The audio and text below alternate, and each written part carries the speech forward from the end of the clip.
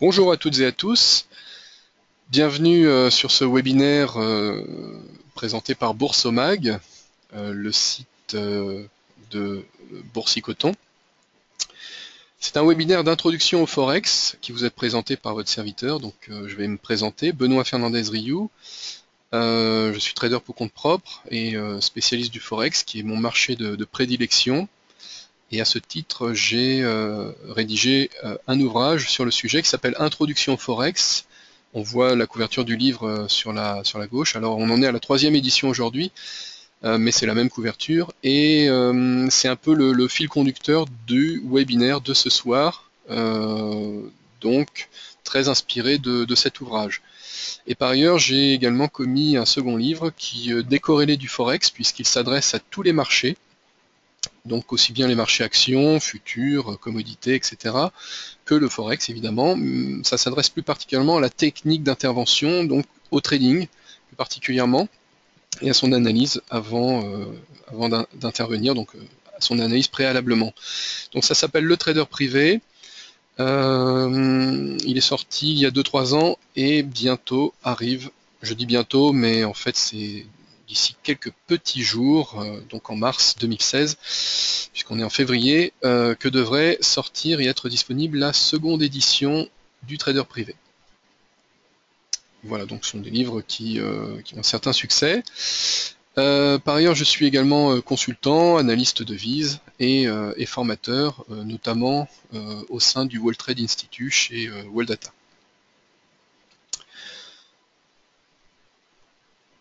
Voilà pour la présentation. Donc on va tout de suite commencer sur la façon d'intervenir sur le Forex.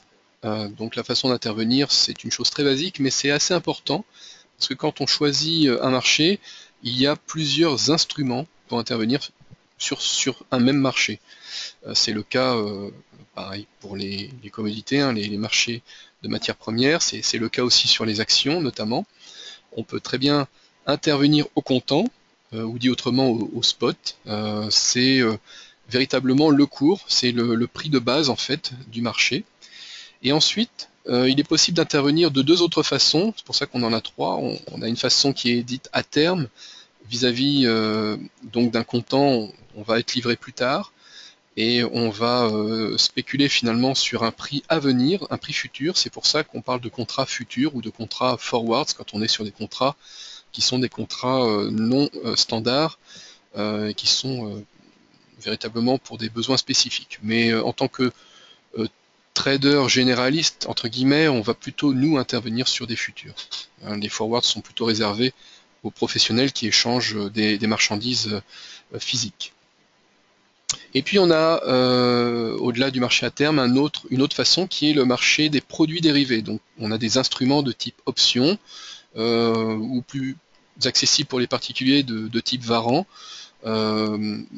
mais bon, il est préférable, puisqu'on peut vendre les options et qu'on est véritablement sur un produit de marché, alors que les Varans sont un produit de banque, d'intervenir directement sur les options quand on le peut.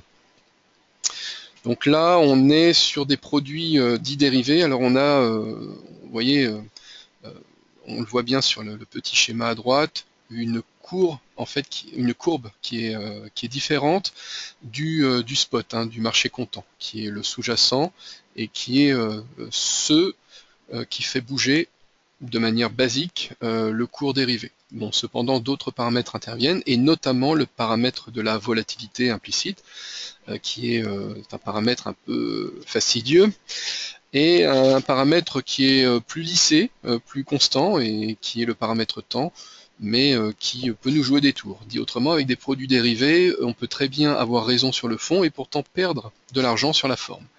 Les produits dérivés sont faits à la base, non pas pour spéculer, mais sont faits pour se couvrir, pour couvrir des positions qui sont sur le comptant. Donc généralement, on a un mix comptant-produits dérivés. Donc voilà, sur le Forex, on peut très bien intervenir au comptant, à terme, et sur des produits dérivés de la même façon donc que beaucoup de marchés. Moi, personnellement, je vous conseille d'intervenir au comptant, au spot. Ce sont les instruments qui vont vous être de toute façon généralement fournis par les brokers et par les teneurs de marché. donc les plus accessibles, les plus faciles à trouver, les plus faciles aussi à trouver sur une large part de paires, puisqu'il n'y a pas que l'euro-dollar sur le Forex, alors que les produits dérivés, notamment, ou les futurs, sont souvent sur les majeurs et intéressantes sur certaines majeures, justement comme l'euro-dollar, mais au-delà, ça devient un peu plus délicat pour les particuliers. Donc, pour faire simple, je vous conseille d'intervenir donc au spot, au comptant, et de ne pas vous compliquer la vie avec des produits à terme et encore moins avec des produits dérivés. En tout cas, dans un premier temps, lorsque vous voulez intervenir donc sur ce marché, le marché du Forex.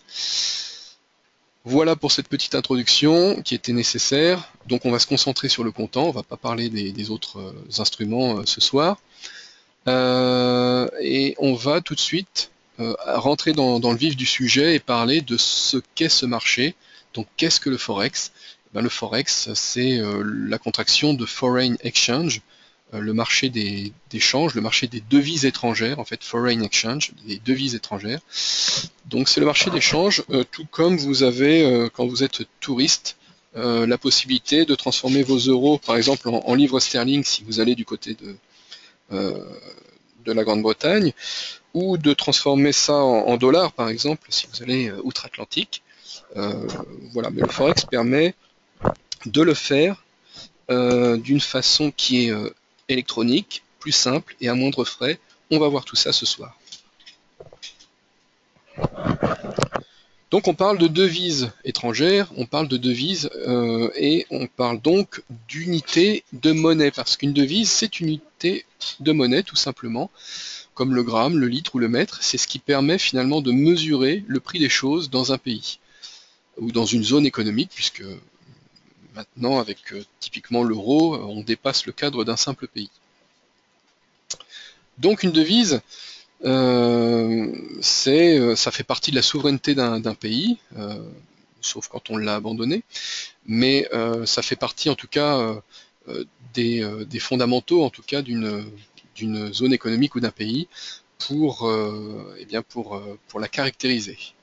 C'est pour ça que on norme toutes ces devises à travers le monde, puisqu'il va falloir que de manière interbancaire, les banques, notamment commerciales, puissent faire des échanges de devises pour permettre à leurs excédents d'être convertis et d'aller chercher des manques. Ça se passe de manière électronique sur un réseau que l'on appelle SWIFT, et on doit codifier dans les systèmes d'information toutes les devises. Donc on se base sur la norme ISO 4217 avec donc toujours 3 lettres pour caractériser une devise. Donc exemple, GBP qui signifie Great Britain Pound, USD qui signifie United States Dollar, HKD Hong Kong dollar. Donc vous voyez qu'on a généralement donc les 2 premières lettres qui nous donnent le pays ou la zone économique, et puis la dernière lettre, la 3e, qui nous donne le nom de la devise. Et comme vous pouvez le remarquer, le nom de la devise est parfois le même, bien qu'on soit sur des pays ou des zones économiques différentes, comme par exemple USD et HKD. On a donc 2 fois le dollar, mais du dollar qui est pour l'USD lié aux États-Unis et pour le HKD lié à Hong Kong. Donc les signes que vous voyez en bas de l'écran, notamment le S barré, le E doublement barré, etc., sont des signes qui sont obsolètes, bien que on puisse les transmettre en fait au travers des systèmes d'information. Ce ne sont pas des signes qu'il faut réellement utiliser. Ce sont plus des signes, on va dire, des us et coutumes, des signes qui sont des signes d'agrément, mais pas réellement des signes utilisables. Donc désormais, si vous vous intéressez au Forex, si vous voulez intervenir sur ce marché, parlez toujours avec ces 3 lettres, parlez de GBP, parlez de USD, parlez de CAD, de HKD, de JPY, etc., etc. Ça, tout le monde vous comprend. Alors voilà la liste un petit peu presque exhaustive de tous les codes ISO avec 3 lettres et puis les pays ou les zones qui correspondent. Donc là, on fait un rapide tour du monde, on ne va pas s'étendre là-dessus, il y en a 4 pages. Certains sont parfois obsolètes, mais les signes existent encore, comme FRF, par exemple le franc français qui est remplacé par l'euro, voilà, ou le franc de Belgique, BEF, remplacé lui aussi par l'euro. On a également des signes, des codes ISO qui ne sont pas directement des devises, mais qui sont associés à une devise, comme par exemple l'or ou l'argent. Vous avez sur cet exemple XAU, or, c'est le cours officiel de l'or, et on parle, enfin on la cote selon alors une unité de gramme, mais en fait on la cote selon une once d'or, donc XAU, et on la cote en dollars américains. Donc en fait on regarde souvent la paire XAU/USD. Voilà, donc 4 pages de code ISO à retenir par cœur si vous désirez être un cambiste parfait. Maintenant, vous pouvez toujours avoir cela sous les yeux.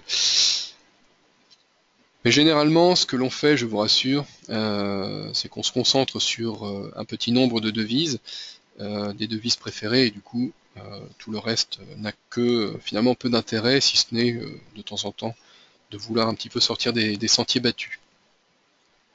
D'autant plus que beaucoup de brokers, généralement, ne proposent qu'une petite palette finalement de paires, et ne proposent pas toutes les devises, et encore moins toutes les devises associées à d'autres, donc ce que l'on appelle les paires. Parce que là, on a vu donc le nom des devises. Ce qu'il faut bien comprendre, c'est que les paires de devises, eh bien, c'est une devise face à une autre. Donc on a la devise de base qui est à gauche contre la devise de contrepartie qui est à droite. La devise de base, par exemple, c'est l'euro. La devise de contrepartie peut être le dollar américain. Et dans l'exemple que l'on a en bas, donc euro/USD, ça nous fait de l'euro coté face au dollar américain. Donc ce soir, à l'heure où on parle, on est à 1.11 à peu près, autour des 1.11. C'est la cotation donc officielle de l'euro face à un dollar américain. Ce qui signifie que l'euro, qui est en devise de base, est plus fort entre guillemets que le dollar américain, puisque l'euro eh bien, cote 1,11. Donc il vous faut plus de billets ou plus de pièces du côté dollar américain pour faire la même somme côté, ou l'équivalent en tout cas côté euro.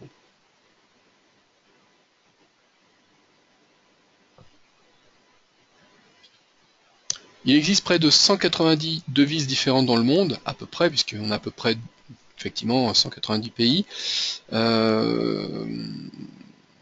quelques évidemment exceptions près, quelques détails près, puisqu'on a des pays non reconnus, des pays en conflit, on a également des devises qui disparaissent, des pays qui ont plusieurs devises, comme par exemple à Cuba, on a 2 devises, plus une troisième qui est échangée sous le manteau, qui est le dollar américain. Donc voilà, on n'a pas forcément le même nombre de devises que le nombre de pays, mais à peu près.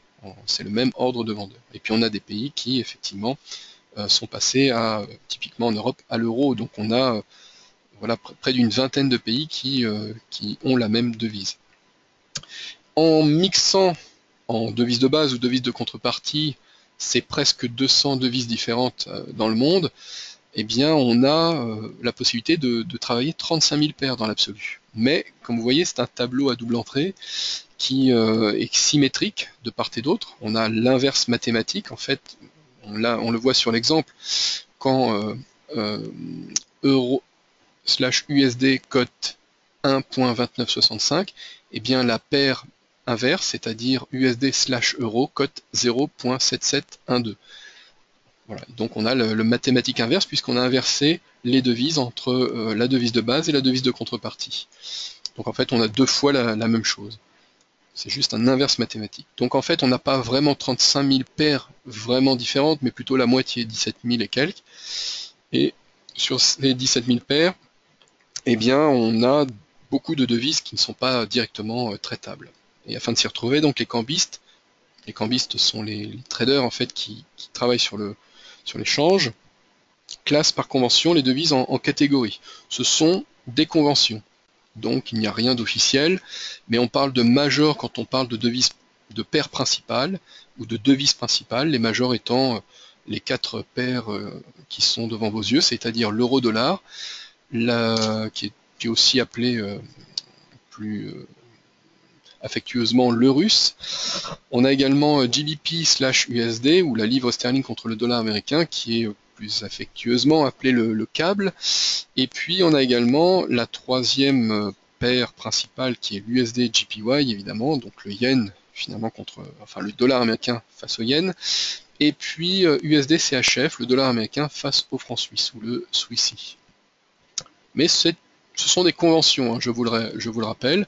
Donc on a, au-delà de ces 4 grandes paires qui représentent près de 80% des échanges du marché mondial, on a quelques autres paires qui peuvent être considérées, qui sont souvent d'ailleurs considérées comme des paires principales ou des majors, telles que USD-CAD ou le Loonie en fait, c'est-à-dire le dollar américain contre son homologue canadien, ou l'AUSSI, c'est-à-dire AUD-USD, ou le Kiwi, le dollar de Nouvelle-Zélande contre le dollar américain. Et on pourrait même, et ça se voit de plus en plus, aller plus loin en considérant que les paires que vous avez devant vos yeux, là, qui sont les paires dites principales, en remplaçant USD par euro, nous donnent aujourd'hui d'autres paires principales. Et souvent, elles sont classées aussi dans les majeurs. Dit autrement, à côté de USD-CAD, on a aussi EUR-CAD qui est classé comme paire majeure. Voilà, mais tout ça se fait par convention, ce sont aussi des us et coutumes, et ça se fait aussi avec le temps qui passe. Quand l'euro est arrivé il y a près de 15 ans, c'était pas forcément gagné, c'était pas forcément le cas, et puis ça s'est fait petit à petit.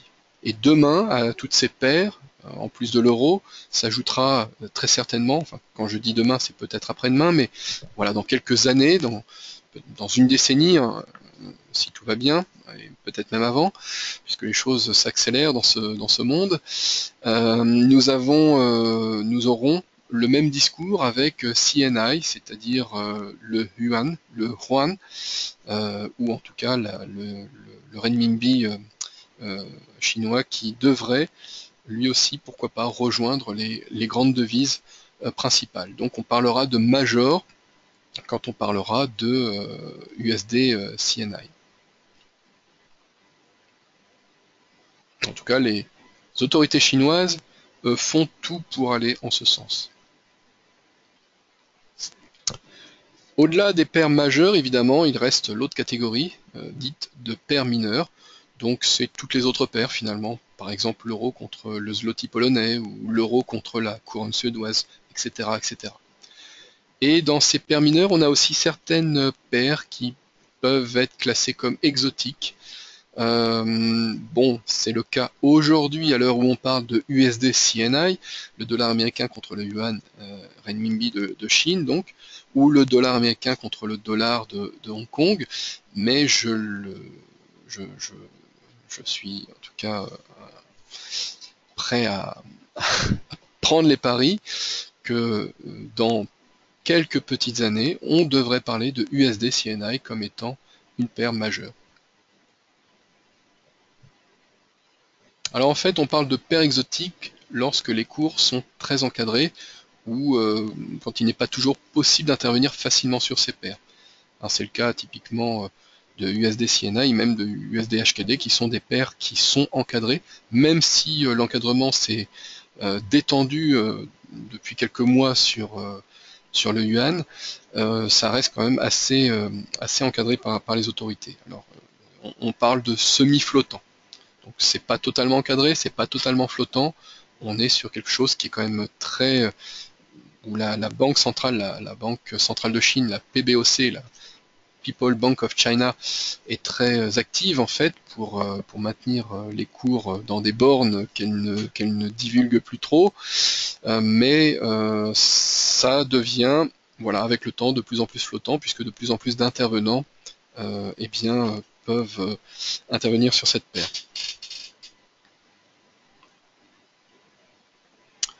Rapport. Et oui, parce qu'on parle d'un rapport finalement entre une devise de base et une devise de contrepartie, c'est donc un rapport mathématique, mais pas que. C'est aussi un rapport de force entre les économies, un rapport de force entre typiquement une masse monétaire, c'est un schéma, hein, donc on parle des agrégats M1, M2, M3 notamment, mais c'est la masse monétaire d'une zone, par exemple la zone A, et la puissance économique de cette même zone. Donc aujourd'hui, l'or n'est plus l'étalon de référence pour la devise. Hein, on est sorti de ce système d'étalon change-or.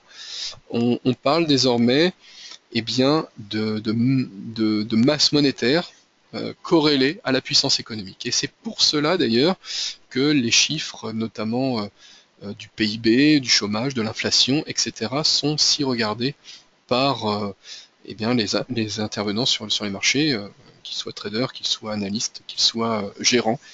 Ils regardent ces chiffres aujourd'hui pour apprécier et anticiper ce que demain sera pour la devise. Est-ce qu'elle devrait plutôt s'apprécier ou se déprécier?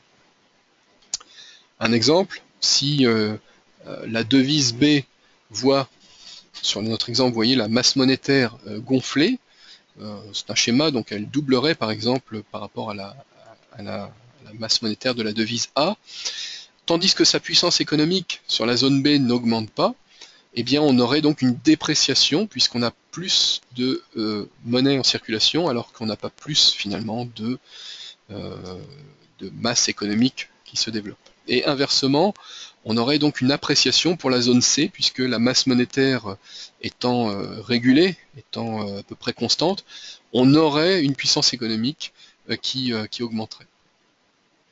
Voilà, donc c'est un peu le cas d'ailleurs, cette zone C, de ce qui se passe à l'instar de ces dernières petites années, ces derniers mois sur la zone américaine, puisque la masse monétaire retrouve des niveaux entre guillemets plus normaux, puisque les quantitative easing ont été arrêtés suite à un tapering, donc à une fermeture progressive du robinet, tandis que la puissance économique, c'est-à-dire que le PIB, le taux de chômage, l'inflation, tous les indicateurs vont, même si ça change de semaine en semaine évidemment, mais de manière globale dans le mieux au niveau des USA.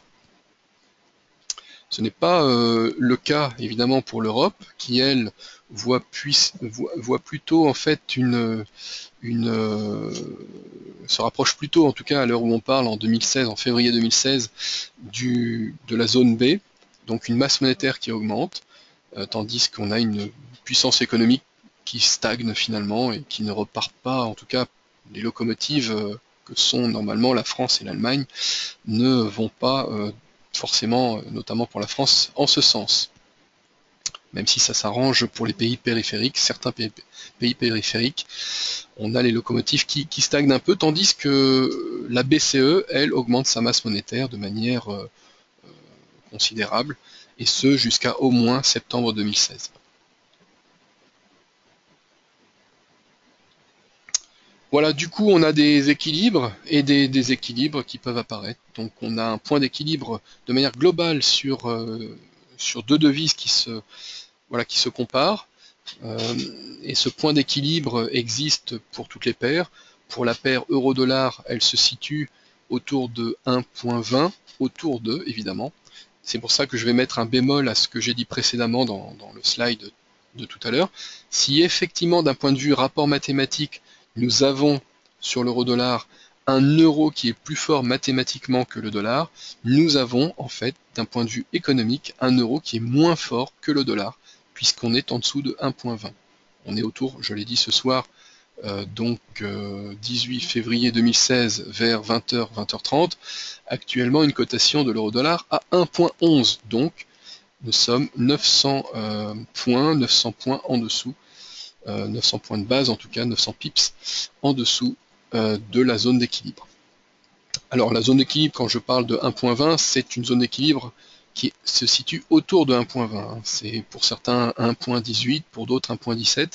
En tout cas, c'est quelque chose qui est de toute façon au-dessus de 1.11.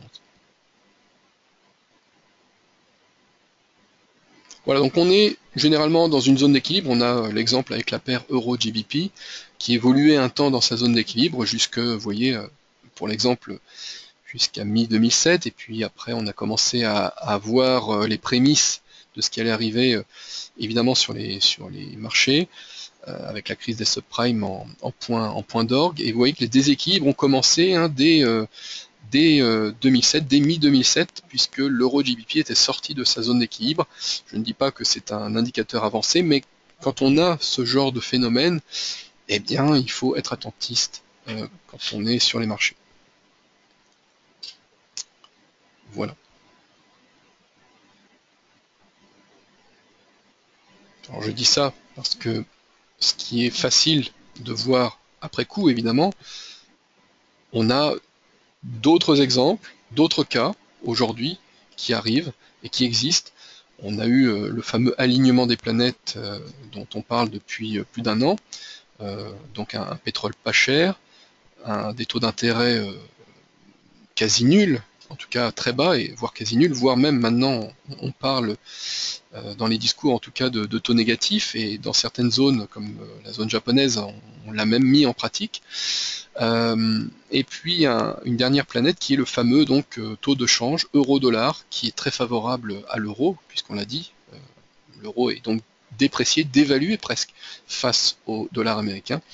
Et malgré cet alignement des planètes, nous avons aujourd'hui en février 2016, eh bien, concrètement pas de résultat en zone euro.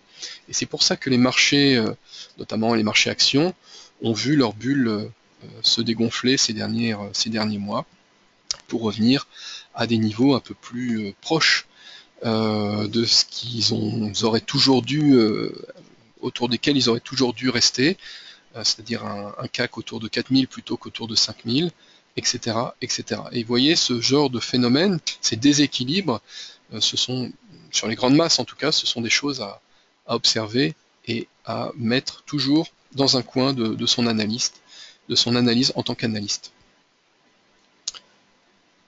En toile de fond. Alors, je reviens sur le cœur du sujet, le Forex. On a donc des paires, donc on parle de paires donc de deux devises qui se comparent entre elles, une devise de base face à une devise de contrepartie, et on a une cotation dit au certain, une cotation dit à l'incertain, dans les cas suivants. Au certain lorsque la devise de base est la devise locale, typiquement euro-dollar, nous sommes en tant qu'Européens donc coté au certain, tandis que pour la paire euro-dollar, un Américain, lui, sera coté à l'incertain, puisque pour lui, le dollar américain sera la devise de contrepartie. C'est sa devise locale, le dollar américain, et c'est aussi la devise de contrepartie.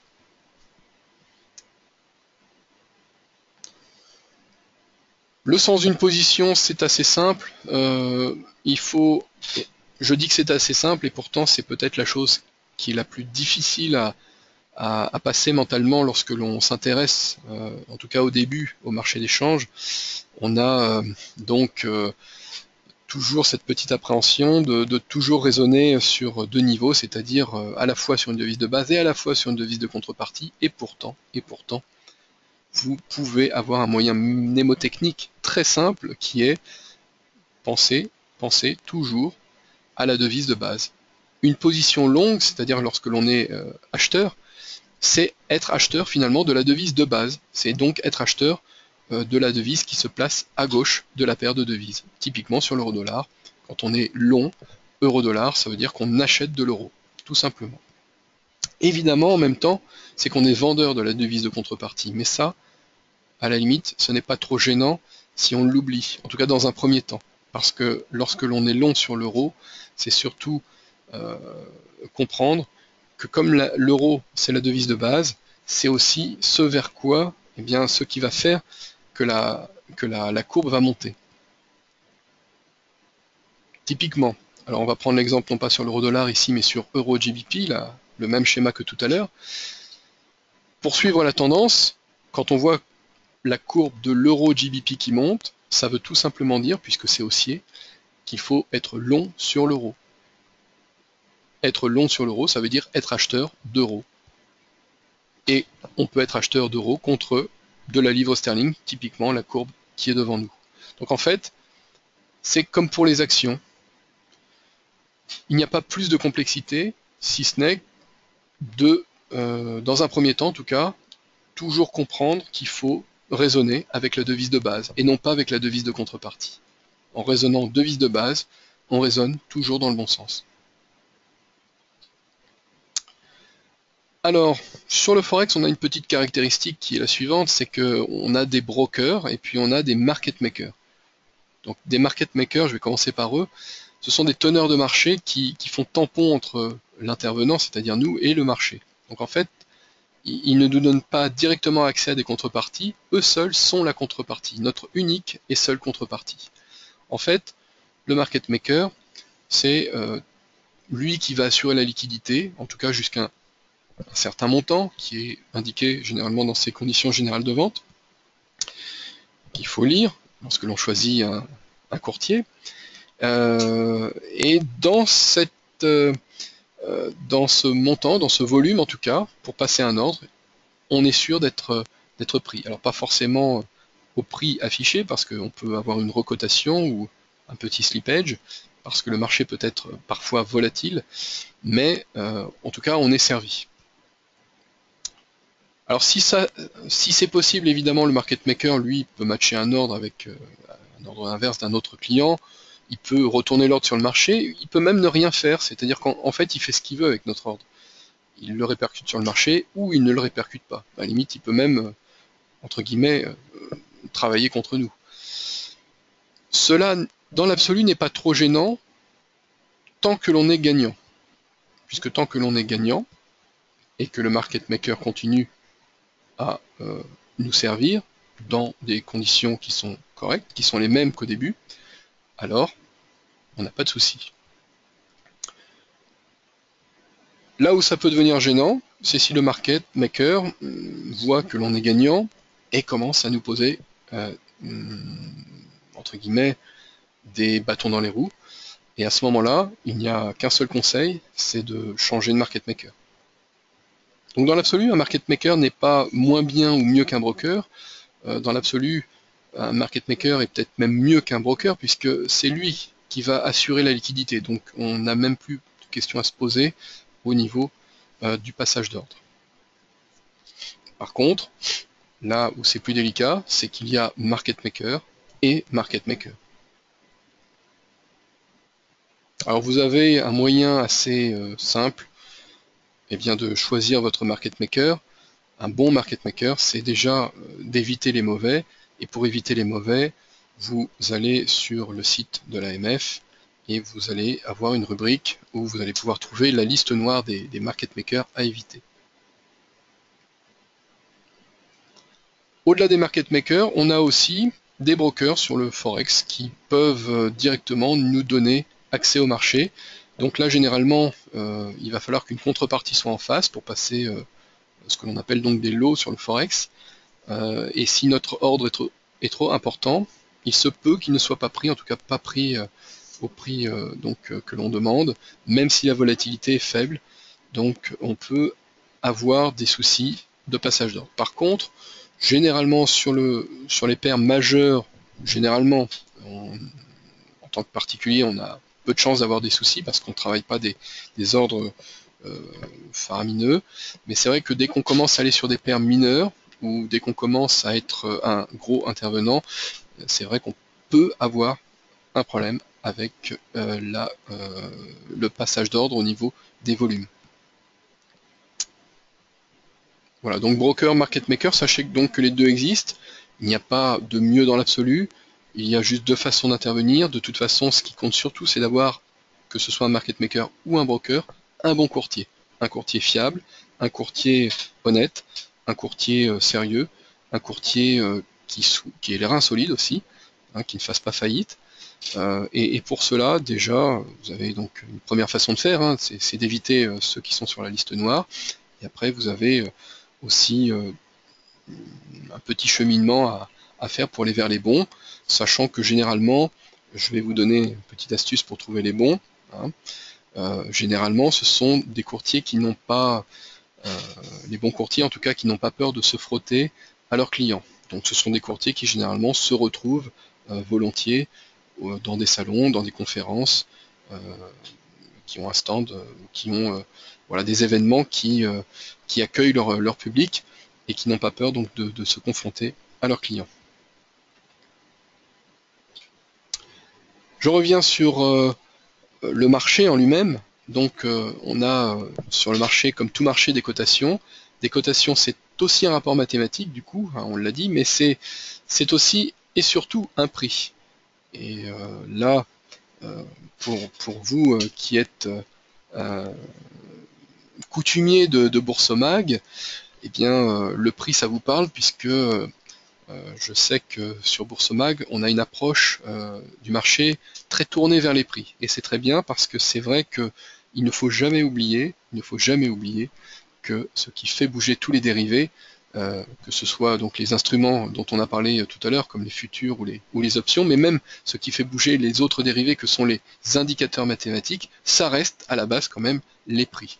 Et c'est pour ça que les prix sont une chose qu'il faut absolument eh bien, travailler et sur lequel il faut absolument se concentrer. Donc une cotation, c'est le prix auquel un opérateur achète ou vend une paire de devises à un instant donné. Typiquement, l'euro-dollar qui, vous voyez, cote 1,3599 sur l'exemple, hein, pas ce soir, mais sur l'exemple, eh bien c'est un prix de l'euro-dollar. De la même façon qu'une action cote tel prix. Quand on a une cotation, on a deux choses. On a forcément un TIX quand on a une cotation, puisque c'est une cotation, en fait, c'est l'avancée dans la courbe à l'horizontale. Donc vous voyez, TIX, c'est la ligne horizontale. C'est pas la ligne du temps, c'est la ligne véritablement des cotations. Il se peut que le temps passe et qu'on ait aucune cotation pendant quelques secondes, voire. Alors sur le Forex, c'est assez difficile à trouver sur les paires majeures, mais sur certaines paires mineures, voire exotiques, il se peut qu'on en ait même plusieurs minutes sans cotation, donc sans TIX. Et puis on a également, parfois, pas toujours, mais parfois, une variation sur l'axe des Y, donc l'axe des pips, l'axe des prix. Alors pips veut dire Price Interest Point, donc l'axe des prix, hein, c'est même le premier P de pips, c'est la plus petite variation de prix sur une paire de devises. Donc c'est le déplacement vertical, et généralement ça cote donc 2, 3 ou 4 chiffres après la virgule. Et généralement c'est 4 chiffres après la virgule pour les paires les plus courantes, comme l'euro-dollar, le GBP contre USD, le dollar canadien contre le dollar américain, etc., etc. Il y a des exceptions, et notamment la grande exception qui est le yen, qui cote à, généralement, tout ce qui est en yen dans la paire va coter à 2 chiffres après la virgule. Donc on a le pip, le point en fait, qui est 2 chiffres après la virgule sur tout ce qui contient du yen. Voilà, au-delà du yen, généralement, donc je me répète, mais la base de la pédagogie, c'est la répétition. Donc au-delà, donc excepté le yen finalement, la plupart des paires, et notamment des majeures, sont avec un pip qui est coté à 4 chiffres après la virgule. Voilà donc un exemple de graphique en tick by tick, ou en cotation en fait, où on a, vous voyez, une évolution qui est bon, parfois horizontale uniquement, ça veut dire qu'il y a eu une cotation, mais une cotation au même prix, et parfois verticale, ça veut dire qu'il y a une cotation, et en plus un changement de prix.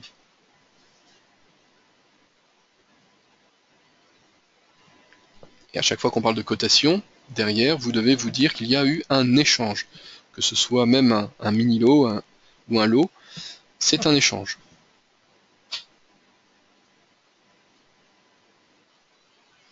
Un décalage des cours de 100 points, alors généralement ça ne se fait pas en un seul tick, parce qu'il faut un certain temps pour faire ce décalage, un certain temps, sauf exception, qui peut être typiquement lors de périodes d'annonce, où c'est très volatile et où en quelques secondes, donc en quelques ticks en fait, on peut avoir 100 points de décalé.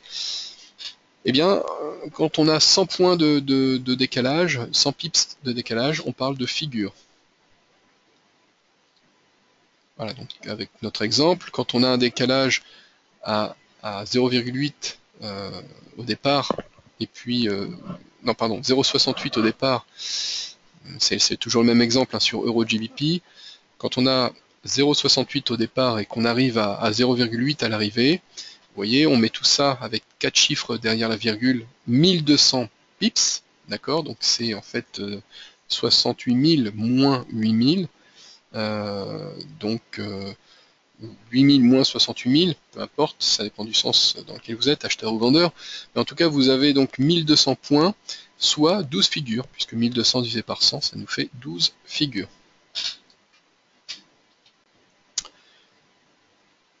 Voilà, au niveau des horaires, le Forex, c'est un marché, une fois de plus, particulier. Donc vous l'avez vu, il l'est hein, sur certains points, comme les cotations, le fait qu'on a toujours deux devises, hein, une devise face à une autre, un rapport mathématique, un rapport économique, et puis on a aussi des horaires particulières sur ce marché qui sont, de manière basique, que ce marché est ouvert 24 heures sur 24, et cela 5 jours sur 7. Donc il y a des petits bémols à ça, des paires qui ferment un peu plus tôt, d'autres qui ferment un peu plus tard, mais et puis encore que le terme fermé est un terme un peu galvaudé, parce que finalement sur le Forex ne ferme jamais dans l'absolu, mais la plupart des intervenants, eh bien, s'en allant le vendredi soir vers 21 h GMT, hein, c'est-à-dire le temps universel, mais je dis bien vers 21 h, hein, donc on a voilà, un tarissement de l'activité qui se passe le vendredi soir vers ces eaux-là. Et ensuite, généralement, les brokers, les market makers arrêtent aussi de leur côté, ce qui fait qu'on n'a plus accès forcément au marché jusqu'au dimanche soir vers 21 h GMT où le marché ouvre de nouveau. Mais c'est pareil, le terme ouverture-fermeture, ce ne sont pas des termes entre guillemets qu'on peut réellement utiliser puisque ce n'est pas officiel. Voilà. En heure d'hiver, comme actuellement nous sommes, pour Paris, cela donne donc du dimanche soir vers 22 h à vendredi soir vers 22 h. Mais je dis bien vers parce que vous pouvez très bien voir typiquement un broker, un market maker, qui lui va fermer une heure avant ou une demi-heure avant, vers 21 h 30. Et puis d'autres qui vont vous laisser la possibilité de trader encore jusqu'à 23 h, voire minuit.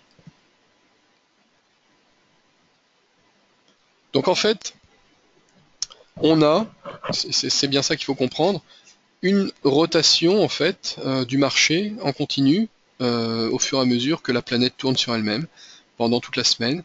Donc on a au gré finalement des places qui deviennent actives, typiquement comme la place de Londres pour la zone Europe, qui ouvre donc vers à peu près 7, 8, 9 heures du matin et qui se ferme vers 16, 17, 18 heures. Eh bien, nous avons le plus gros de l'activité puisque c'est véritablement la place de Londres qui fait les volumes sur le Forex. C'est historique et ça perdure encore aujourd'hui. Donc on a un pic d'activité qui se passe, puisque Londres est très proche à une heure près, en quelque part on est très proche donc de la zone du fuseau horaire de Londres à Paris, donc on est finalement généralement calé sur une séance classique, qui est une séance qui nous donne l'activité la plus grande le matin et l'après-midi des séances classiques parisiennes. Mais ça c'est parce qu'on a Paris qui est proche de Londres. Quand Londres peu à peu laisse place aux places américaines, parce qu'il y en a plusieurs, mais aux places américaines, à ce moment-là, on a quand même un tarissement de la volatilité et de l'activité peu à peu jusqu'à 21 h, 22 h, voilà, sur le Forex. Et puis ensuite, les heures creuses de 22 heures jusqu'à minuit, 1 heure du matin. Et ensuite, on a la zone australe qui prend le relais, la zone asiatique qui prend véritablement le relais ensuite. Et on a de nouveau parfois des pics d'activité vers 2 heures du matin, 3 heures du matin, 4 heures du matin, sur certaines paires notamment, tout ce qui est AUD, dollar australien, dollar néo-zélandais, NZD, et puis tout ce qui est en JPY, en yen japonais, et puis de plus en plus tout ce qui est en yuan.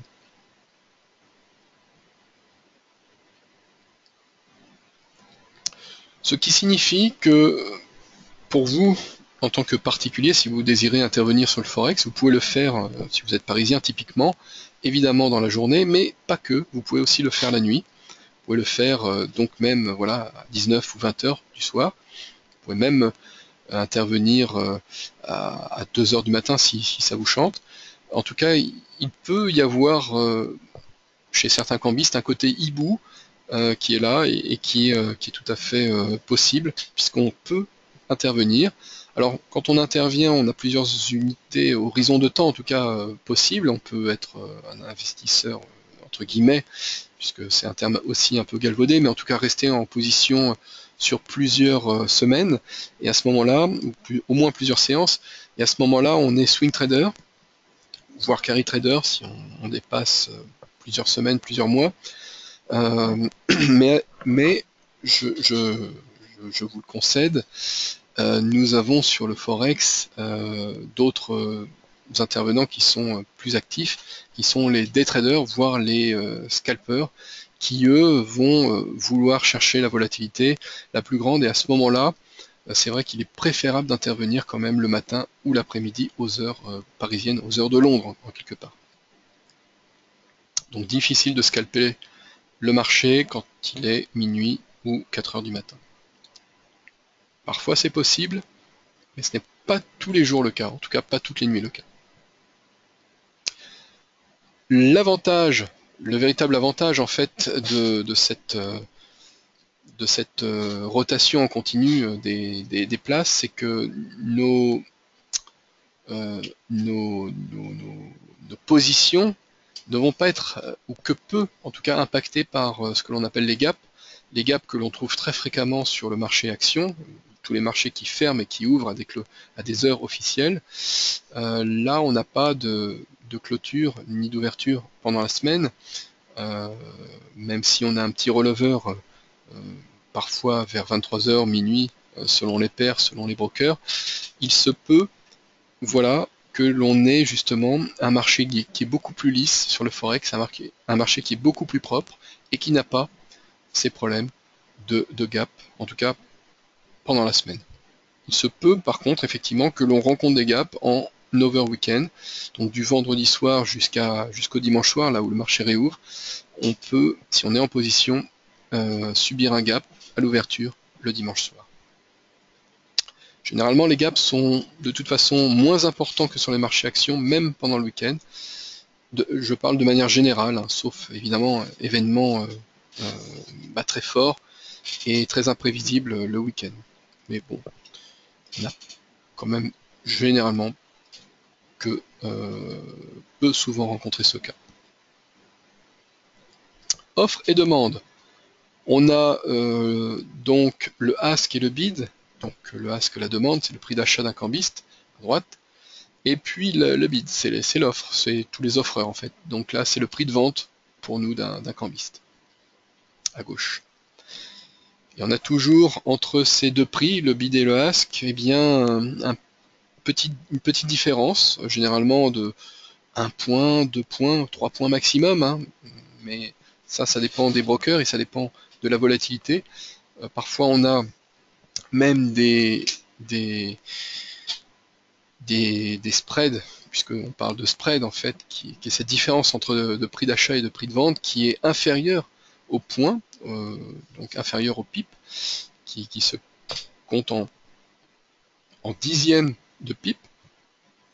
Mais généralement, il faut voir qu'on peut avoir d'autres effets à ce moment-là. On peut avoir des commissions ou on peut avoir aussi des élargissements de fourchettes parfois. Mais de manière générale, sur le Forex, on a donc des spreads qui sont très serrés sur ce marché électronique. Alors ce spread est normal, la différence entre le prix d'achat et le prix de vente, c'est la rémunération finalement du market maker, la rémunération du courtier. Généralement, il n'y a donc pas de commission, mais on rencontre quelques exceptions qui commissionnent, qui reviennent à des commissions, en tout cas pour certains grands brokers. Alors ce n'est pas un mal.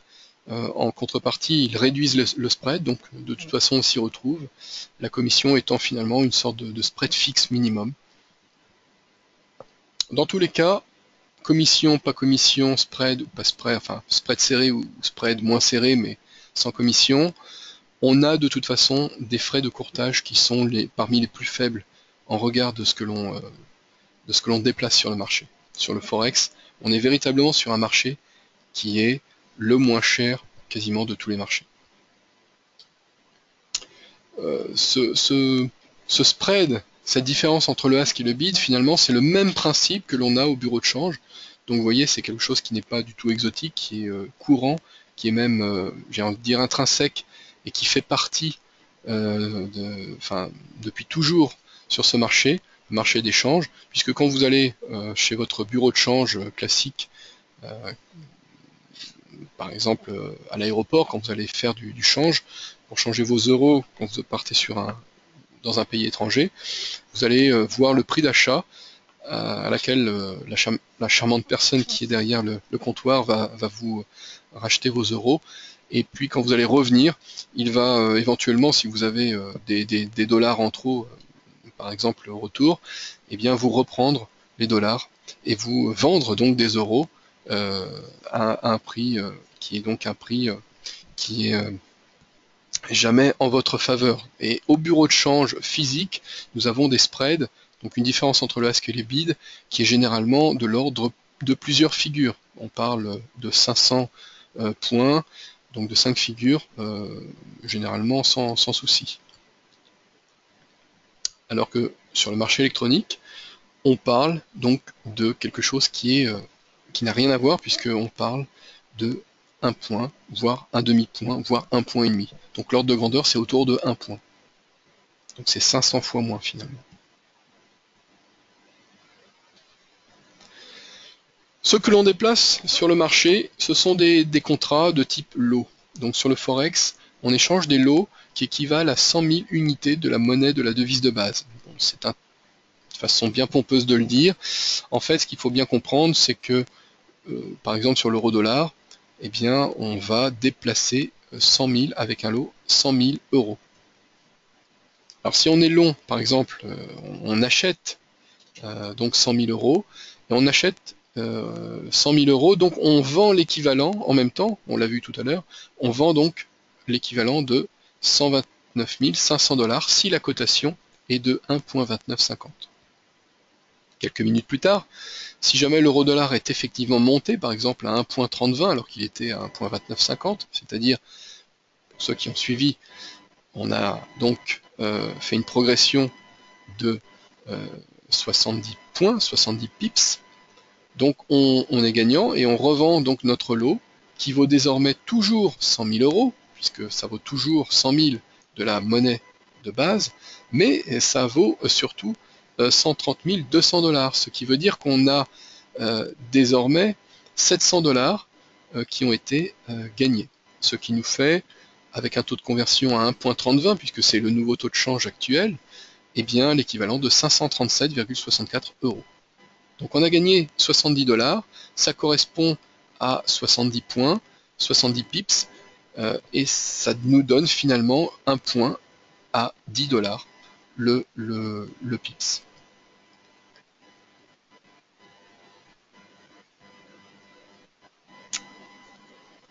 Le point vaut 10 dollars, et finalement il vaut en même temps l'équivalent en euros. Alors quand ça cote 1,3020, eh bien ça fait un point autour de 700 à peu près, de 7 à peu près euros. Donc l'équivalent de 10 dollars, à peu près 7 dollars. Alors là aujourd'hui on est donc le 18 février 2016, L'euro-dollar cote 1.11, donc c'est autour de 1.10 pour résumer, à grosse maille, ce qui veut dire qu'aujourd'hui, le même exemple ne serait plus l'équivalent de 700 $, ça nous ferait plus gagner 537 €, ça nous ferait peut-être gagner quelque chose comme 600, 650 $, 650 €.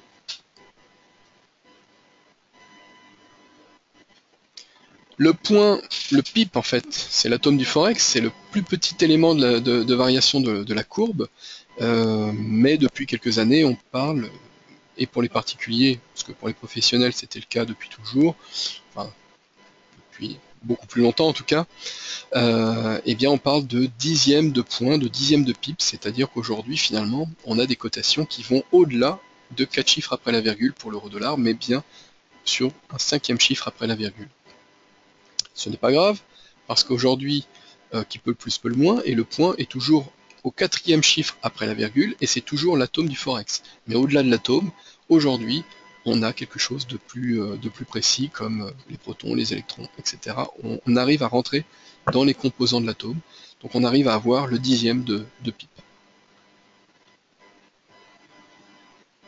Alors là, on a la formule exacte pour avoir nos gains ou nos pertes. On l'a vu avec l'exemple de tout à l'heure. Bon, ça c'est pour les personnes qui aiment bien les mathématiques. En fait, ce qu'il faut surtout comprendre, c'est que on n'a pas besoin de faire cette formule, puisque aujourd'hui sur les plateformes des brokers, eh bien on a tout de suite la conversion. Donc on a tout de suite affiché en grand, généralement en vert quand tout va bien et en rouge quand tout va mal, avec un gros signe au moins devant, les gains donc ou les pertes. Donc finalement cette formule, vous n'avez pas à l'utiliser puisque elle est automatiquement affichée devant nos yeux. Au niveau des lots, ces lots, quand on parle de 100 000 unités de monnaie de base ou l'équivalent en devise de contrepartie, le broker, le market maker, il ne nous demande pas d'avoir les 100 000 unités de monnaie sur le compte. Et c'est ça qui est assez formidable avec ce marché. Encore une de ses caractéristiques bien particulières. On nous prête 100 000 unités de monnaie, c'est-à-dire qu'en fait, par exemple pour l'euro-dollar, on nous prête 100 000 €. Et on nous les prête gratuitement. En tout cas, si on les rend dans la journée. Dit autrement, si on ne passe pas d'une séance à l'autre, donc si on ne passe pas finalement le rollover vers minuit ou 23 h ou à d'autres horaires selon les conditions générales de vente de notre broker. Par contre, ce que demande le broker, c'est d'avoir la marge de sécurité sur le compte. Donc il veut bien nous prêter 100 000 €, il veut bien nous prêter l'équivalent finalement en même temps de la devise de contrepartie, si on veut trader avec un lot, mais par contre il va nous demander d'avoir une petite marge pour éponger les pertes, si jamais, pour couvrir les pertes, si jamais, d'aventure, eh bien, notre position n'allait pas dans le bon sens. Cette marge demandée, cette margin, ou cet appel de marge en fait, peu importe, c'est quelque chose qui est normal, et là typiquement on est sur un marché à marge, quelque chose qui, c'est un concept qui en fait n'est pas forcément très bien compris par les personnes qui viennent et qui ont pendant longtemps tradé les actions de manière classique, parce que généralement sur les actions de manière classique on ne nous demande pas la marge, on nous demande d'avoir directement la véritable somme.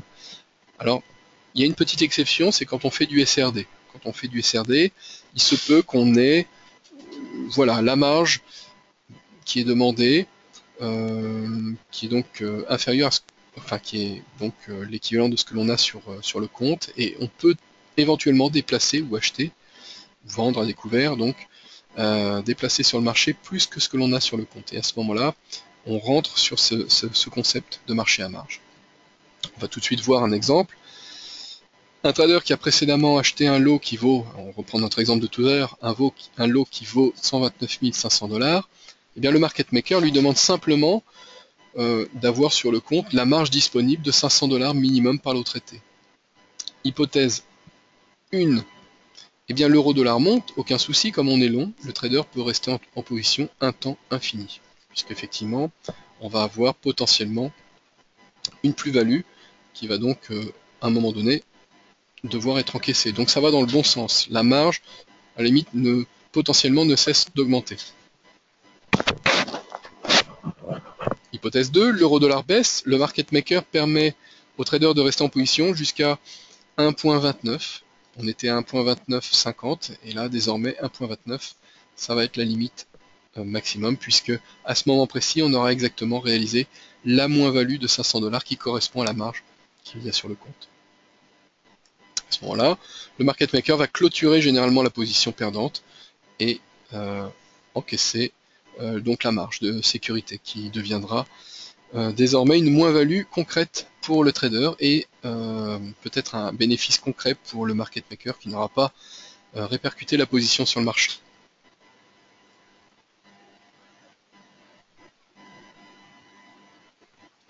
La marge disponible, c'est la marge demandée par le market maker, qui est donc la marge minimum. Et c'est vrai que si on n'a pas la marge minimum, à ce moment-là, on ne peut pas ouvrir de compte. Pas ouvrir, pardon, de position. Il va falloir donc réalimenter le compte. L'effet de levier.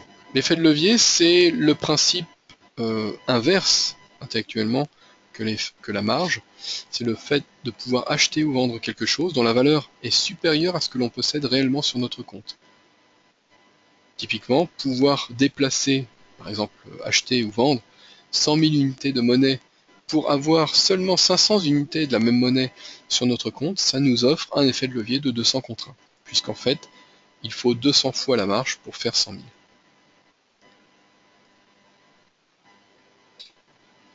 L'effet de levier, c'est un outil spéculatif, c'est un outil clairement spéculatif et de couverture éventuellement, mais pas du tout de placement. Donc un effet de levier, finalement, il faut bien comprendre qu'on nous prête quelque chose pour, entre guillemets, spiler sur le marché, donc faire quelque chose de risqué, parce que c'est une somme que l'on ne possède pas qu'on ne possède pas réellement. Donc cette somme, si on la rend dans la journée, on l'a déjà dit, elle est gratuite, mais par contre si on continue à la maintenir en position au-delà d'une journée, à ce moment-là, elle va avoir un coût. Et à ce moment-là, c'est là où on commence à comprendre que ça va être difficile d'avoir une, une approche de placement, puisqu'on va avoir un coût qui va nous grignoter tous les jours, notamment par les intérêts journaliers donc du broker qui lui est toujours en notre défaveur et parfois compensé par des intérêts qui sont les swaps entre guillemets différentiels entre les taux d'intérêt, les taux directeurs de la banque de devise de base et la banque centrale de la devise de contrepartie. Donc on a parfois, selon le sens et selon les taux directeurs des banques centrales, des intérêts qui sont en notre faveur ou en notre défaveur, tandis que les intérêts du broker ou du market maker, eux, sont toujours en notre défaveur. Donc généralement sur le long terme, généralement pour la plupart des devises et sur le long terme, ces intérêts sont en notre défaveur. Et on peut avoir des exceptions. On va avoir un exemple ici, un trader qui désire ouvrir une position longue, donc à l'achat sur la paire euro-dollar, constate que son taux directeur euro fixé par la BCE est de 1,75% annuel, tandis que le taux directeur du dollar américain fixé par la Fed, la Banque centrale des États-Unis, est de 4,25% annuel. Alors ce n'est pas du tout un exemple on va dire d'actualité, puisqu'aujourd'hui les taux sont quasi nuls, en tout cas très faibles. Mais là, on est sur des périodes qui peuvent éventuellement revenir un jour. Donc, prenons cet exemple, 1,75 pour le taux directeur de l'euro et 4,25 pour le taux directeur du dollar américain. En étant acheteur sur l'euro et vendeur sur le dollar américain, les intérêts sur une position overnight de la paire euro-dollar sont de 1,75% moins 4,25%, c'est-à-dire moins 2,50%, moins 2,50% annuel. Ce qui signifie que 2,5% annuels en notre défaveur vont être pris, parce qu'en fait on est, je vous le rappelle, en position longue. Donc on achète, donc on reçoit 1,75% annuellement, et on doit être décaissé annuellement de 4,25% puisqu'on est en même temps vendeur sur l'euro-dollar du dollar américain.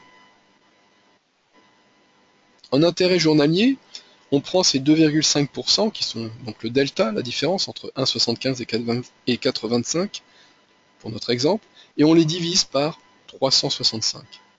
Il y a 365 jours par an, et à ce moment-là, on a un taux d'intérêt journalier qui est, pour cet exemple, de 0,0086%. Voilà.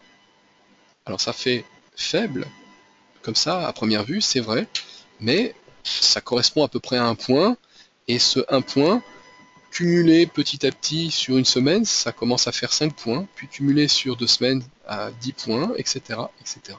Donc ça nous grignote notre position, sachant qu'à ça se rajoute, puisque là on parle des intérêts journaliers, typiquement du delta entre les taux directeurs, mais on a, je vous le rappelle, on l'a dit précédemment, toujours en notre défaveur également le taux d'intérêt du prêt, le taux d'intérêt pris par le broker. Ce qui fait qu'à cela se rajoute encore quelque chose. Résultat, c'est peut-être pas 1 point qui nous est grignoté par jour, mais 1,5, peut-être 2 points grignotés. Et donc à ce moment-là, vous voyez que petit à petit, notre position, si on visait par exemple eh bien 20 points sur la semaine, ils sont déjà pris par les intérêts journaliers.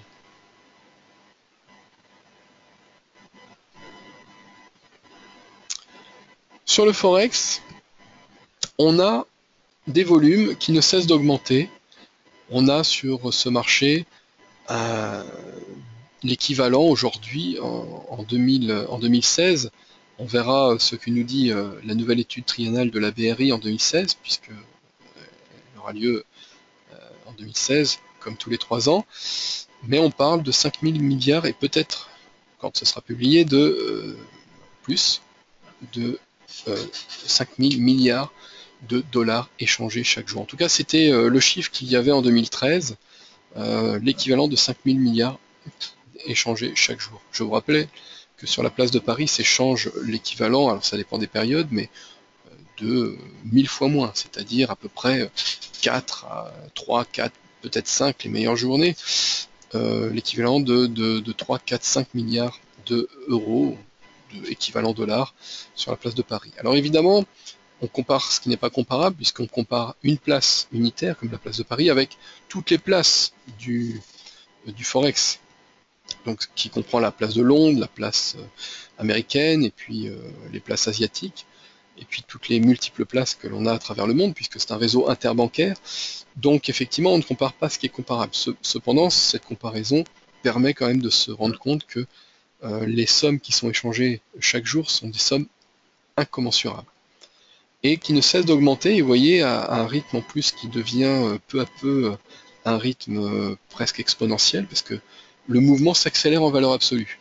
Donc on parlait à la création de l'euro, voilà, d'un marché qui était à peu près autour de 1500, 2000 milliards de dollars, et puis on est rapidement monté à 3000 milliards de dollars, puis à 4000, et voilà, 15 ans après, maintenant on est à 5, peut-être 6000 milliards de dollars échangés chaque jour. Alors tout ça se fait évidemment parce que on a une libéralisation du marché d'échange qui s'est fait depuis la fin des accords de Bretton Woods, donc depuis les années 70, et tout ça s'accélère avec le développement du commerce international, cette fameuse globalisation, tant décriée aujourd'hui, mais qui est en tout cas là bien présente, et les conteneurs qui s'échangent à travers le monde, avec le commerce international. Et on a également l'arrivée de nouveaux intervenants, et notamment des intervenants, on va en parler après, mais notamment des intervenants qui sont des petits fonds. N'importe qui aujourd'hui veut avoir ses positions sur le Forex, jusqu'aux particuliers qui aujourd'hui peut intervenir sur ce marché. Alors les particuliers, ça peut paraître anecdotique, mais du côté chinois, ça l'est beaucoup moins. Les particuliers sont très très actifs, et de plus en plus en tout cas sur le marché les marchés de manière générale, mais aussi sur le marché d'échange évidemment. Donc voilà, juste retenez qu'en un quart de siècle, quand même, on a eu l'équivalent d'une multiplication par 10 des volumes échangés chaque jour, donc échangés finalement chaque année. Tout ça c'est parce que on l'a dit, on a des opérations d'import-export qui doivent être compensées. Donc on a des facturations qui se font entre multinationales, des grandes entreprises, qui s'échangent donc des marchandises et in fine donc qui s'échangent des devises. On a des opérations de couverture pour pallier à ce risque de change, alors que ce soit des échanges de type commerce international, mais que ce soit aussi des financements internationaux, et que ce soit aussi par des délais qui peuvent être décalés dans le temps, donc des délais de livraison, et à ce moment-là, on peut verrouiller les transactions entre la signature et puis le règlement à la livraison. Donc à ce moment-là, on a eh bien des types, alors typiquement de type dérivé, hein, on en a parlé en introduction, de type futur ou de type optionnel qui peuvent être mis en place. Mais tout ça, in fine, se retrouve sur le spot. Parce qu'à un moment donné, même sur le Forex, on va avoir du règlement contre règlement. On a également des opérations de spéculation, et on est bien, j'ai envie de dire, placé pour en parler, mais les trésoriers d'entreprise également le font en anticipant les mouvements, que ce soit la hausse ou la baisse. Donc ce sont des intervenants, mais qui sont de plus en plus actifs. Des opérations d'arbitrage pour tirer profit d'anomalies ou d'imperfections du marché, typiquement entre ce qui se passe par exemple entre le dollar de Hong Kong et le dollar américain, et puis d'une part, et puis le dollar américain avec le yuan chinois. On peut avoir de l'arbitrage aussi entre le dollar néo-zélandais et le dollar australien. On peut avoir de l'arbitrage également entre la zone euro, donc, et puis toutes ces petites devises qui sont corrélées, comme toutes les couronnes suédoises, norvégiennes, etc.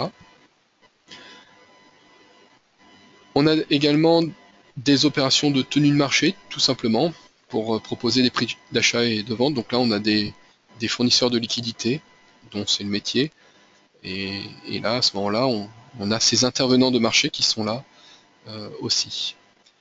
Voilà l'utilité du marché. Donc, à la base, les opérations de change, vous voyez, qui sont très diverses. Et dans tout ça, on n'a même pas parlé, évidemment, de ce que l'on, à la limite, ce que l'on connaît de manière le plus courant en tant que particulier, qui est le fait de devoir changer pour le tourisme. Les acteurs liés au front, c'est le réseau interbancaire de gré à gré. Ça, c'est plutôt historique, ça a tendance à disparaître, mais ça existe encore parfois dans certains endroits du monde. Donc le téléphone, les cambistes travaillaient à la base beaucoup par téléphone, sur des tables de change. On peut avoir de la criée, mais c'est plus trop le cas aujourd'hui. Le fax, des vieux outils en fait qui peuvent encore être là. Le marché du Forex, c'est un marché qui est très, entre guillemets, historique. Donc on a encore des réminiscences de cette histoire, parfois. Mais ce qui fait aujourd'hui beaucoup bouger le marché, les acteurs principaux, c'est quand même le réseau interbancaire. Le réseau interbancaire, notamment électronique et dit contributif, puisque le Forex n'est pas un marché centralisé, c'est un marché contributif, un marché de gré à gré, un marché décentralisé, qui est de moins en moins décentralisé, puisque les deux grandes plateformes que sont RMDS et EBS sont les deux grandes plateformes qui agrègent le plus d'ordre aujourd'hui. Et puis on a les fournisseurs de liquidités comme les prime brokers qui essayent de se greffer, notamment les ECN, Electronic Central Network, qui sont des places alternatives. Et se greffent à cela des brokers de type Gain, Curnex, etc. Enfin des brokers de type broker primaire pour les professionnels. Et puis généralement ensuite les market makers, comme tous les teneurs de marché auxquels généralement les particuliers ont affaire. Les intervenants, donc ceux qui vont utiliser finalement tous ces services, sont les organismes internationaux au plus haut évidemment, comme la BRI, la Banque des règlements internationaux, le FMI, qui a son panier de devises et qui peut, et dont c'est d'ailleurs le rôle à la base, hein, puisque le FMI est un fonds, donc il intervient sur le marché d'échange, soit en direct, soit en passant par ses correspondants. On a, au-delà de ces grands organismes, les banques centrales, qui sont eux aussi des grands organismes, évidemment, comme la BCE, on en parle beaucoup, la Fed, la Bank of England, qui est très active aussi. Elle fait un quantitative easing à sa façon, outre-Manche. La BOJ, qui est assez active aussi, etc., etc. En fait, en gros, toutes les banques centrales, et notamment toutes les banques centrales qui pèsent, donc toutes les banques centrales des paires majeures que l'on a vues en début de présentation. À cela sont ensuite associées les banques commerciales qui répercutent les ordres de leurs clients dans le réseau interbancaire. Alors le réseau interbancaire, depuis la crise de 2008, il a été un petit peu nettoyé suite aux faillites et à la série de concentrations, de rachats, de fusions qui a eu lieu suite à la crise des subprimes. Mais c'est vrai qu'aujourd'hui, même si on n'a plus 10 000 intervenants dans le réseau interbancaire, on parle quand même de 7 à 8 000 correspondants de banking qui se complètent. Donc on a énormément d'intervenants qui sont reliés entre eux. Donc c'est eux véritablement qui sont le cœur du système, hein, les banques commerciales, ce fameux réseau interbancaire.